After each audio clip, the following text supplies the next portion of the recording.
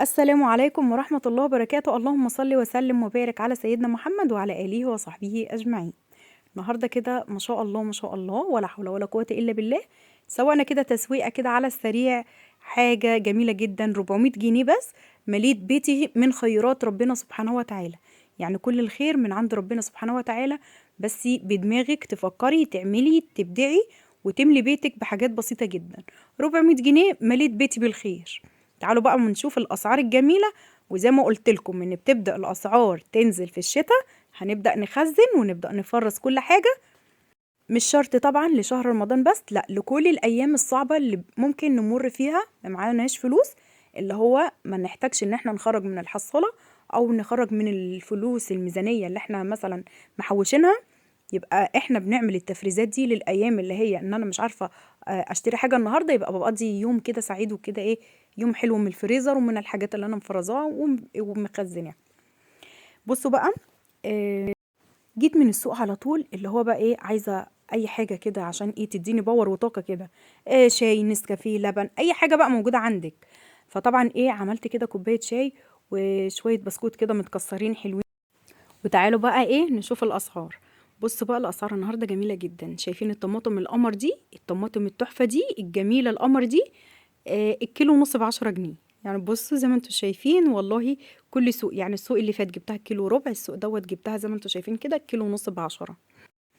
فطبعا حباب قلبي نبدأ بقى، زي ما احنا عملنا في السوق اللي فات. بقى عندي شوية حاجات، شوية أفكار جميلة جدا، شوية حاجات الفيديو ده فيه أفكار بنت لذينة ما أقولكوش عليها.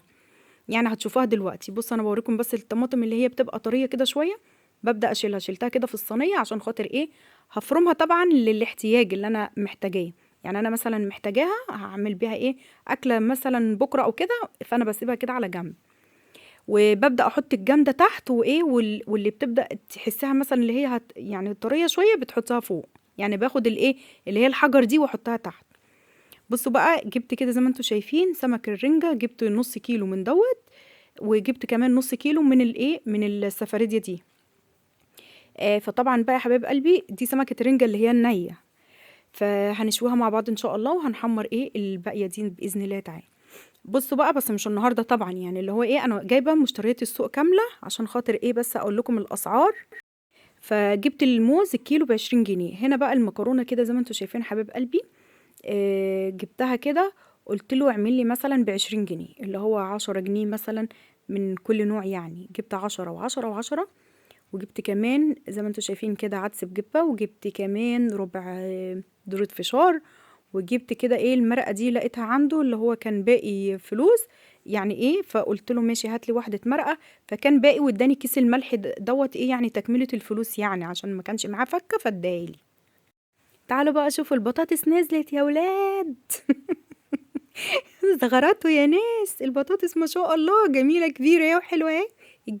الجديدة خرجت يا ناس وطلعت للقمر. جبت ال2 كيلو من دي ب25 جنيه، فأنا جبت 4 كيلو كده ب50 جنيه. حلوة جدا، 4 كيلو ما شاء الله. هنسلق بقى وهنطبخ وهنبصي هتيسي بطاطس. يعني انتوا البطاطس طول السنة غالية، لا انتوا هتهيسوا بطاطس بقى ان شاء الله الأيام الجاية. بصوا بقى، والبطاطس التانية دي جبتها اللي هي القديمة. يعني أنا جبت الجديدة وجبت القديمة. ف يعني ايه، قلت عشان خاطر في التحمير بتبقى حلوة شوية اللي هي القديمة دي. وجبت التانية قلت ايه نطبخ منها بقى ونسلق منها. والله وفي بيبقى منها حلو برضو في التحمير يعني. بصوا بقى، جبت ايه كمان البصل. الكيلو بقى ب15 جنيه. هو البصل هو اللي رافع معايا، وقلت لكم التفريز بينفع عشان خاطر كده. يعني انا مفرزه البصل معاكم قبل كده في الروتين، قبل كده. وعامله ايه، عاملاه معاكم وفرزته في الفريزر، وهينفعني في الايام الصعبه اللي جايه اللي هتبقى غاليه فيه. جبت كمان الليمون. الليمون الكيلو ب20 جنيه، جبت نص كيلو. وجبت كمان زي ما انتوا شايفين كده الكوسة ب20 جنيه، جبت منها برضو نص كيلو. وجبت كده الخس الجميل القمر دوت عشان نعمل محشي خس بقى، يعني لزوم الشتاء زي ما انتوا عارفين. فجبته كده، جبتها ب10 جنيه. والخضار خلاص يا جماعة، الخضار ملا السوق ملا الدنيا كلها. جبت كمان الجرجير الأربع ربط كده ب5 جنيه. وجبت الفلفل القمر دوت الجميل دوت العسل، جبته كده ب15 جنيه. فجبت منه نص كيلو، جبت نص كيلو يعني تشكيلة من ده على ده. جبت كمان البتنجان الكيلو ب10 جنيه. حلو كده ومنور كده وجميل وشكله قمر زيكم كده طبعا. وايه يا حبايب قلبي، وهنشوف بقى الخضار بتاعنا الجميل بقى، الخضرة اللي كانت مولعة مولعة. جبت الربطة دي كده ب5 جنيه، وجبت زبانخ يا ولاد نص كيلو ب10 جنيه. وبكده جبنا مشترياتنا. قلت لكم الاسعار هتبقى جميله جدا. وتعالوا بقى مع بعض نشوف نستغل بقى حاجه السوق اللي فاتت. طيب انا عايزه افضي بقى التلاجة، والله العظيم الطماطم دي بتاعت الاسبوع اللي فات، قسما بالله عشان تصدقوني يعني. فبصوا بقى قطعتها كده زي ما انتم شايفين، يعني شرايح كده اللي هو كده يعني يعني وممكن تحطيها عادي زي ما انت بتحطيها كده. عندي بتنجان كتير قوي، اللي هو الكيلو منه كان ب5 جنيه، يعني الكيلو كان ب5 جنيه. فارميه؟ لا والله ما ينفع، لا بالله ما ينفع يا جماعه. نرمي ايه ده؟ ان شاء الله احنا نرمي حاجه؟ لا ما ينفعش في الايام الصعبه دي. ايام صعبه او غير صعبه نحمد ربنا على اللي احنا فيه، ونقول الحمد لله يا ربي، اللهم لك الحمد ولك الشكر كمان، بغل جلال وجهك وعظيم سلطانك. عملت ايه بقى؟ قلت استغل بقى الموقف، شويه البتنجان الموجوده عندي دي استغلها وابدا افرزها، اللي هو هشويها كلها.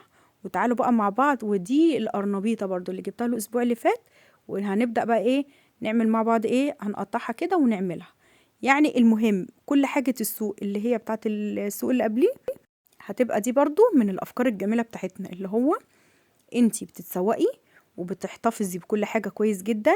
لو لفيتي القرنبيطة دي في ورق جرنان او اي ورق موجود عندك، ويبدأ يحطها في كيسة تحفظها لمدة شهر كامل مش اسبوع واحد. فاللي هو طبعا ايه، بستنى اجيب حاجة السوق، وطبعا قبلها بيوم. فانا حبيت اعمل لكم كله في يوم واحد عشان خاطر اوريكم بس الروتين. يعني انتي بتعملي ايه قبلها بيوم؟ انا باجي بقى قبليها بيوم، يعني مثلا انا رايحه السوق تاني يوم، اللي هو بروح مخرجه كل حاجه في التلاجة، اشوف ايه اللي هيتهدر عندي او يبوظ، وببدا ايه اشيله. اللي هو خلاص في عندي طماطم افرزها اسبكها وافرزها في الفريزر. عندي زي ما انتم شايفين القرنبيطه عملتها. عندي مثلا زي ما انتم شايفين برضو البتنجان اللي هو دوت عملته، شويناه كله وهنعمله بابا غنوج. هنا بقى ايه، توم مع فلفل، وحطيته كده زي ما انتم شايفين. بدأت اهرس كده الايه البابا غنوج، ورحت ايه فرمته في الكب. بعد ما فرمته كده حبايب قلبي هنجهزه بقى، نبدأ ايه، ناخد على قد الاكل بتاعنا النهارده، هو كده هيبقى غدانا. اللي هو انا قلت بقى ايه، لا انا جايه من السوق بقى تعبانه وهبدأ اعمل تفريزات. فاللي هو بقى ايه، نفس التفريزات اللي انا فرز منها يبقى دوت غدانا كده النهارده ان شاء الله. وبصوا بقى يا حبايب قلبي، يعني اما تلاقي بتنجان رخيص او اي حاجه رخيصه عندك في السوق ابدأي هاتيها. عندي مثلا الطماطم بدأت تنزل سعرها حلو وسعرها متناول تحت ايد اي حد. مثلا لسه كمان هتوصل ان شاء الله باذن الله تعالى 5 جنيه ولسه يعني احنا كده يعتبر جايبينها ب7 جنيه. ان شاء الله السوق الجاي باذن الله او السوق اللي بعديه هتكون وصلت 5 جنيه. فكده هتبقى حلوه جدا. اللي هو زي ما قلت لكم كده، انتوا زي ما انتوا شايفين كده حبيب قلبي، البولتين اللي انا عملتهم كده البابا غنوج هنحطهم في الفريزر. اللي هو انا هعدي مثلا يومين 3 ونخرج منهم نحطهم على الفطار. فدايما استغلي الوقت واستغلي الظروف، اللي هو اللي انتي دلوقتي الحاجة رخيصة ابدأ افرز منها. الطماطم رخيصة انا افرز منها. في وقت البصل قلت لكم يا جماعة انا عاملة تفريز البصل، فرزوا بصل. البصل بدأ يرفع معايا، يعني النهارده ب15، هيبقى في يوم تاني هتلاقيه وصل 20، هتلاقيه في يوم تاني وصل 30، زي ما اشتريناه كده السنة اللي فاتت. فلا انا احط تحتيه ايدي للأيام اللي هي الصعبة. بصوا بقى انا في الوقت دوت عملت ايه كده زي ما انتم شايفين. حطيت بقى الايه البابا غنوج الجميل القمر بتاعنا، وحطيت عليه الطحينه الجميله القمر، وبعد كده ضفت زيت الزيتون، وحطيت بقى التوابل بتاعتنا طبعا اللي انا هحطهم في الفريزر. مش حاطه عليه اي توابل تماما، حاطه ملح وفلفل اسود وكمون. فاللي انا عينته في الفريزر شايلاه كده ساده، اللي هو هخرجه من الفريزر واحطه على النار يسخن بس كده على طول، واروح جايه ضايفه عليه الايه الطحينه والتوابل بتاعته. الطماطم بتاعتي كده بدأت تتسبك، وتعالوا بقى ايه هنسيبها تبرد كده شوية. وتعالوا نعمل ايه بقى، بعد ما سلقنا القرنبيط كده حطيته كده اول ما خرجته حطيته في مية باردة على طول. تعالوا بقى نعمل الخلطة القمر الجميلة بتاعت الايه القرنبيط. حطيت كده بصلاية مبشورة، حطيت بقدونس حزمة بقدونس مع شبت، وحطيت يا حباب قلبي كده طماطم بشرتها كده، حبات طماطم بشراها كده، وفلفل.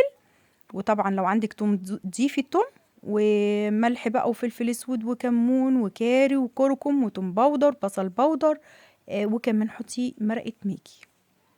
هتقلب لك معاكي الموازين وهتخلي لك الأكلة دي تحفة كده. جربي القرنبيط بالطريقة دي، أولادك فعلا مش هيقدروا يستغنوا عنه تماما. هنضيف بقى هنا ايه؟ هنضيف عدد 2 بيضة، وهنضيف كمان يا حبيب قلبي اللهم صل على النبي عليه أفضل الصلاة والسلام، معلقتين من النشا. النشا دوت هيديكي كده شوية قرمشة حلوة. وهنضيف كمان حوالي ربع كوباية من اللبن، وكمان حطيت معلقتين من الفيجيتار الحار، وحطيت كمان يا حباب قلبي حوالي 4 معالق من الدقيق. ودي الخلطة بتاعتنا الجبارة القمر دي. هنفضل بقى ايه، هنضرب ده كله كده في بعض، ونبدأ نتبل القرنبيط بتاعنا، ونبدأ ايه، هنسيبه كده في التلاجة لحد ما نكمل بقى ايه باقي روتيننا ونشوف كده. طبعا في كمان شوية كده هبدأ ايه ان انا ايه اهريهم كده، اللي هو تعمليه كده زي القراص كده، هيبقى حلو جدا. بصوا بقى، ضفت بقى ايه في الوقت دوت كده الدقيق. وتعالوا بقى مع بعض كده ايه نشوف هنعمل ايه تاني. افكار جميلة يا بنات والله العظيم، افكار غير مكلفة. يعني بصي شوية حاجات كده تبدأي تفرزي منهم. مش شرط ان انا افرز بكمية اللي هو انا عايزة اجيب قفص طماطم، لا انا عايزة اجيب معرفش ايه، لا انا عايزة اجيب كميات كبيرة، لا مش شرط. انتي بتعملي بتسبكي الطماطم لطبخة، سبكي بزيادة وشيلي منها كيس في الفريزر، شيلي منها بولة، شيلي منها اي حاجة بتبدأ تنفع. يعني كل الحاجات دي بتنفعني جدا جدا في مطبخي، وبتنفعني وقت لما يكون مثلا معيش فلوس. فببدأ أخرج من الحاجات اللي في الفريزر ونقضي يوم. أنا ممكن أمشي نفسي أسبوع كامل من الفريزر ما اروحش السوق، يعني فاهمين؟ فبإيدك انتي اللي تظبطي كل الميزانية بتاعتك. قطعت كده القرنبيط بتاعنا كده بعد ما سلقته كده، عملته كده شرايح زي ما انتوا شايفين. والحاجات اللي كانت بتتهري منه بدأت كده ايه اهري كمان شوية كده وايه، وعملتها كده في بولة لوحديها. خلصنا كده الوجبة بتاعتنا الجميلة القمر دي. تعالوا مع بعض بقى ايه، في الوقت دوت انا كنت هغطيها كده وهحطها في الايه، هحطها في التلاجة. احطها في التلاجة مجهزاها لوقت بقى ايه ان هي تكون لازم سخنة. اللي هو مثلا انا مش هاكل دلوقتي، يبقى انا في الوقت اللي انا هاجي اكل فيه بالظبط، اروح مخرجاها على طول من التلاجة تكون تحت ايدي، مخرجاها من التلاجة على طول احمر على طول، علشان خاطر هي بتتاكل سخنة سخنة. يعني يا دوب لسه نازلة من على الطاسة كده تكون سخنة، ابدأ ايه ان انا احمرها عشان خاطر ايه ناكل على طول. في الوقت دوت بقى ايه اللي هيخلي لي الطماطم دي تكون حمرة جدا؟ هي حمرة وحلوة جدا بس الكاميرا ظلماها. طيب انا عايزاها تكون حمرة جدا، هعمل ايه؟ تعالوا بقى هنفرمها كده مع بعض، وهنبدأ نصفيها، ما نخليش فيها ايه التفل بتاعها اللي هو الشوائب اللي بتطلع منها. هنبدأ نصفيها كده كويس، ونبدأ ايه نرمي القشر اللي هيطلع من الايه من الطماطم بتاعتنا. بعد لما نصفيها طبعا هنرجعها تاني في الحلة، هي نفس الحلة اللي انا عملت فيها بصفي فيها اهو زي ما انتوا شايفين. برجع تاني ارجعها النار، وهنحط عليها معلقتين بقى يخلوا بقى ده المعلقتين السحر اللي هيقلب لك موازين الطماطم، اللي هيخلي لك كيلو الطماطم بدل ما انت تستخدميه المرة هتستخدميه لثلاث اربع مرات. زي الصلصة كده ما بتشتريها من بره. ايه هو اللي بيخليلي مثلا اللون بتاع الصلصة يكون غامق، او يديلي مثلا الطبخة اللي هو السحر بتاع الطبخة، اللي هو ان انا هعمل فيه كده زي ما انتوا شايفين. بدأت صفيته كده كويس، وهاخد التفل دوت طبعا اصفيه كويس كده بس الاول، وهشيله ايه مش محتاجاه تماما. هنعمل ايه بقى؟ هنبدأ نرجع الطماطم بتاعتنا على النار، بس لما نضيف المعلقتين السحر اللي هم معلقتين البابريكا. البابريكا دي اللي هتقلب لك كل الموازين. بصوا زي ما انتوا شايفين كده هنرجعها بقى على النار. انا عايزه يعني بصوا سايبها لكم قدامكم كده، اللي هو بوريها لكم. بصوا بتحسوها كده ايه، يعني بصوا بتدي لي غمقان كده للطماطم بتاعتي.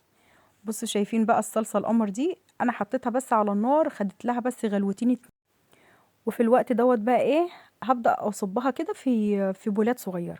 البولات اللي هي يعني مثلا ايه اللي موجوده عندي، بولات التلاجة، او مثلا لو عندك اطباق الرز بلبن والحاجات دي طبعا بتبدأي تغرفي فيها هي كمان. فهنغرف كده الطماطم بتاعتنا، وهوريكم والله العظيم يا بنات يعني ما شاء الله. دول 2 كيلو طماطم خرجوا لي كميه طماطم تحفه. فدايما اعملي كده، هتروحي السوق تجيبي الطماطم، تسيبيها عندك تحت ايدك طول الاسبوع، يعني اللي هو تشتغلي منها، تاخدي الطريه الطريه، وبتسيبي بقى باقي الطماطم. مثلا انا رايحه السوق بكره، يبقى انا ايه استعديت ان انا هخرج الطماطم اللي في التلاجة وابدا افرزها زي ما انتم شايفين. وبكده تفريزات رمضان الجميله تبدا معانا بخطوه بسيطه جدا، وتفرزي وتعملي كل حاجه. فانا بقى ايه حطيت كده الطماطم حبايب قلبي زي ما انتم شايفين. تعالوا بقى دلوقتي ده الوقت بتاع غدانا بقى، اللي هو بقى ايه خلاص احنا جوعنا، سوق بقى وجري وحركه وتفريزات ومعرفش ايه وحاجات من دي. تعالوا بقى نجهز اكلنا الجميل. حطيت كده القرنبيط على النار، هيبدأ يتحمر معانا كده. ما اقولكوش بقى على الطعم، الطعم تحفة تحفة، عجب اولادي وعجب كل اللي داقوا، وبألف هنا، وحلو جدا. الخلطة اللي انا عاملاها دي حلوة جدا، جربوها يا بنات والله هتعجبكم بإذن الله. وتعالوا بقى نشوف غدانا الجميل كده القمر النهارده. طبق البابا غنوج الجميل دوت. وعندنا كمان كان عندي رز باقي، من كنت عامله خلطه محشي ومعرفش وحاجات من دي، فكان في خلطه المحشي في التلاجة، فعملتها وعملت فيها شويه رز كده صغيرين جنب القرنبيط. وعملت كده ايه زي ما انتم شايفين البابا غنوج بتاعنا القمر ده، وطبق عيش حلو كده، وطبق مسقعه. كان باقي من البتنجان بتنجانتين اتنين هيطريوا معايا. طيب انا عملتهم مسقعه، ما انا جايبه بقى بتنجان جديد. تعالوا بقى اوريكم الحاجه العجب، يعني حاجه عجب والله العظيم يا بنات. الدبانة صورتها لكم، قلت والله احنا قاعدين سهرانين، لقيت الدبانة بترفع الكورة كده، اللي هو كانت بنتي بتعمل المشروع بتاعها عشان الجامعة وكده. فلقيت الكورة الدبانة بترفع الكورة وتلعب بيها، يعني بصوا المنظر كان تحفة والله العظيم فعلا يا جماعة، يعني بصوا كنت حاسة بسعادة كده. فقلت والله لا اصوره لكم. بصوا بقى ده اخر السهرة كده، اللي هو شوية حاجات حلوة كده، وقضينا اليوم انا واولادي.